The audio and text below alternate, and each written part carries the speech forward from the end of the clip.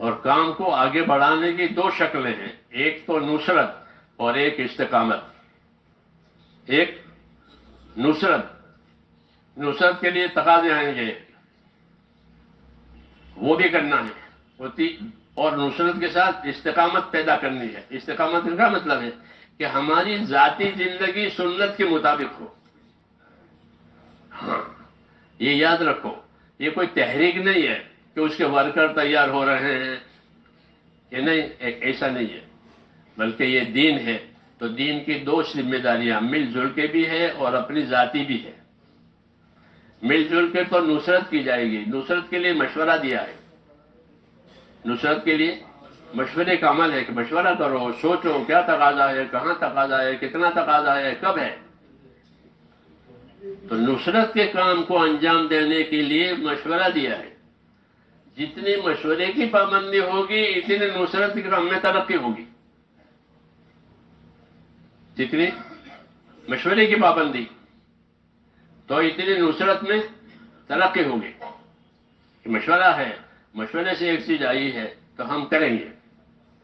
تو نصرت اور مشورہ یہ ترقیوں کے اسباب میں سے ہے کہ کام کو اس سے ترقی ملے گی اور کام کی فضائیں بنے گی، غلط فہمیاں دور ہوگی۔ کیا دور ہوگی؟ بعض لوگوں کو غلط فہمی ہوتی ہے، اس لیے وہ کنارے پر رہتے ہیں، شریک نہیں ہوتے۔ تو نصرت اور مشورہ جو ہے کہ وہ غلط فہمیوں کو دور کرے گا۔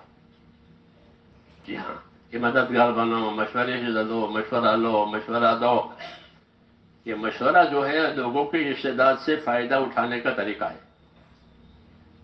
مشورہ لوگوں کی استعداد سے فائدہ اٹھانے کا طریقہ ہے کہ لوگوں کی استعداد سے کیسے فائدہ اٹھاؤ گے؟ کہ ان سے مشورہ لو، ان سے اور ان کو کام بتاؤ، اور وہ کام بتاویں تو اس کے شریک ہو جاؤ، کیونکہ ہر ایک کے پاس اپنی رائے ہوگی، ہر ایک کے پاس اپنی رائے ہوتی ہے۔ تو جب ان کی رائے لی جائے گی تو ان کے دل جڑیں گے۔ حضرت فرماتے ہیں جس کی رائے نہیں لے سکتے اس کو کام میں کیسے لگاؤ گے؟ جس کی رائے نہیں لے پاتے تو اس کو کام میں کیسے لگاؤ گے؟ اس کو کام میں لگانا ہے تو اس کو اپنی رائے میں شریک ہو، بھائی تیری کیا رائے ہے، تیری کیا رائے ہے، تیری کیا رائے ہے۔ تو مشورے کو بندھن بنایا گیا ہے۔ کیا بنایا؟ مشورے کو بندھن بنایا گیا ہے۔ یہ مشورے کے راستے سے قلوب جڑیں گے اور صلاحیتیں کام کرے گی۔ یہ ایک بڑی سنت ہے، مشورہ بڑی سنت۔ جی ہاں، بڑی سنت کس کام کے لیے؟ کہ مشورے کے ذریعے سے صلاحیتیں کام پر آئے گی۔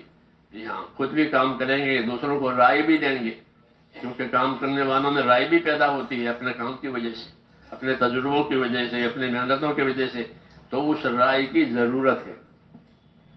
اس لیے مشورے کے ذریعے سے وہ رائے لو اور پھر رائے ملا کر کام کرو تو اس میں سب کی طاقت آ جائے گی۔ اس لیے مشورہ ایک سنت طریقہ ہے۔ یہ کیا ہے؟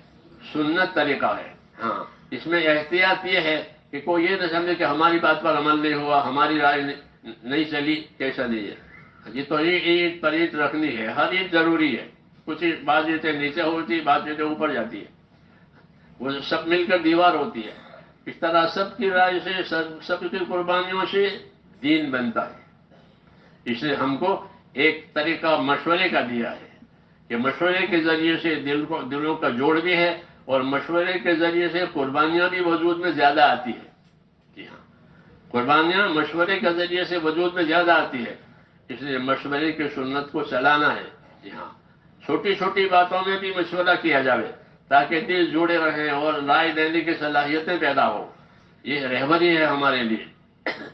اس لیے کہ مشورے کے ذریعے جب کام ہوگا تو لوگوں کی صلاحیتیں کام پر آئے گی۔ تو یہ سنت طریقے ہیں، جتنے سنت طریقے ہیں وہ اصل دین ہے۔ اصل دین وہ نبی صلی اللہ علیہ وسلم کی سنتیں ہیں۔ اس لیے ہمارے کام میں، ہماری انفرادی زندگی میں اس کا بھی التزام ہونا چاہیے کہ ہم اپنی انفرادی زندگیوں میں حضور صلی اللہ علیہ وسلم کی سنتوں پر عمل کریں۔